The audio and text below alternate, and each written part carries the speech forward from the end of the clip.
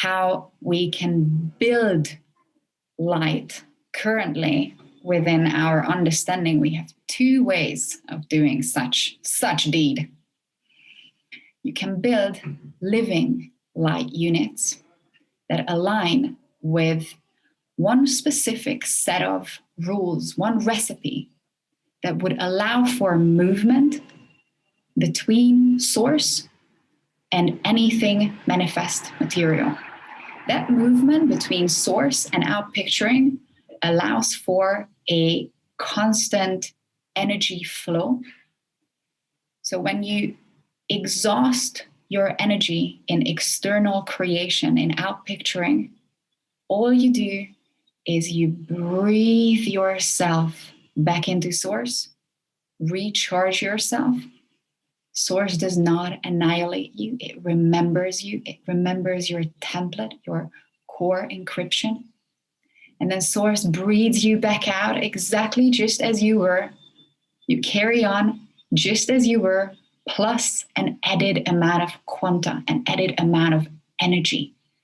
So that internal, eternal movement of breathing in back home, breathing out into existence, there's a recipe for it. It's physics.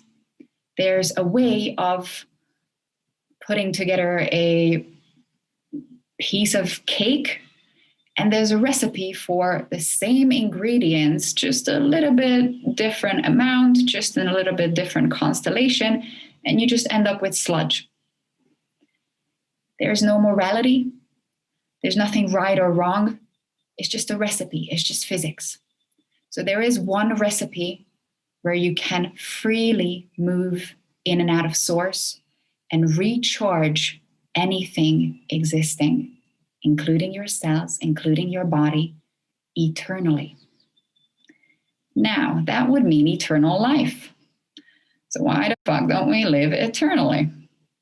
Because there's another way of creating light quality units. It's the form of creating dead light instead of creating living light. For reasons that I'm not going to go into, because it's 950 billion years of cosmic history. This story started 950 billion years ago. We are living in a partially dead light universe. That's not just this body, not just this planet, not just this solar system, not just this galaxy. It's more galaxies involved. So our dead light components have consciously chosen, because anything and everything is conscious and sentient, because you're made from a conscious and sentient source. So those dead light beings decided that they're going to tinker with the recipe, and they're going to consciously disconnect themselves from this constant in and out flow. So the end result will not have the option to go back to source at any point. So the only option left for sustaining itself, for sustaining life, is to consume energy from other beings. They themselves cannot sustain themselves. They cannot regenerate themselves. So all that's left is to harness energy from other beings, other forms of consciousness, who partially still have the genetic coding, the option to go freely in and out of source. At the moment of orgasm, your electromagnetic biofield, 15 dimensions of it, is full of a release of sexual energy. Now, this energy is creation energy itself. How anything and everything can come into existence, into being, is through a union. Now, we in this form, in this culture, completely equate an orgasmic experience with a sexual experience, because we've never had the feeling sensation of what it's like to be merging with another being in a non-sexual setting. In a body form that can fully breathe itself back home, that's just communication. Everything is orgasmic. Walking, talking, communicating completely telepathically. Those are all orgasmic experiences in a sense, because they're all experiences of beings coming together and becoming more. An orgasm is a literal expansion of self. You are exchanging information. While we are all existing in the same morphogenetic field, we are individuated. We're separate little parts who decided to have a very specific experience.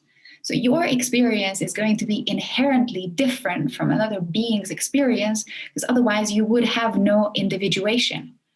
So when two beings come together, they exchange information that you in yourself would never be able to gather, because that's not inherently in your template, in your system. So when two beings come together in union, they have the option to expand themselves, not just a sense of self, but also a form, a body form.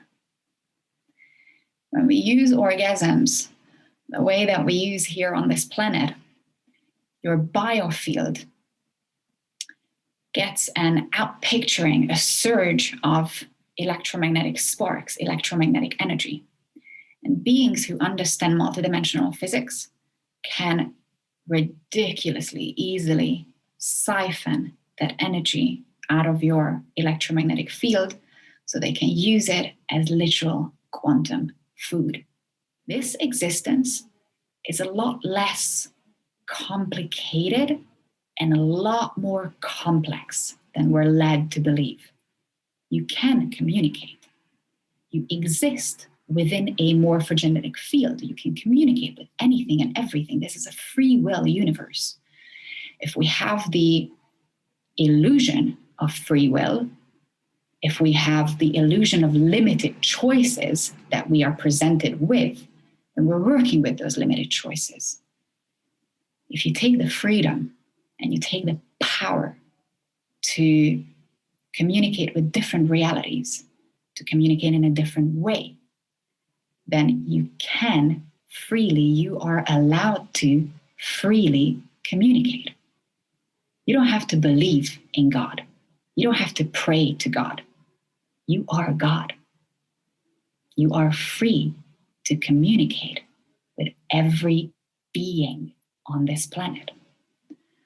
So if you have an agreement with yourself that you're gathering back your energy instead of pushing it out into your energy field to just free float in your electromagnetic biofield, if you breathe them back into your own body and store it, those are storage points. You can store energy in your seed atom. Then you can use that energy later on and then move it to different energy centers. Move it up or down your central vertical column and just breathe it out into different chakras, different energy centers. That's what the original idea behind sexual transmutation is, that you would use your energy, your sexual energy, in a different way. You can still use it, but you don't have to deprive yourself of sexual experiences. You can have the sexual experience, gather your own keys, use your own generated energy, and then move it to different parts of your body and different areas of your life. You can have your cake and eat it all.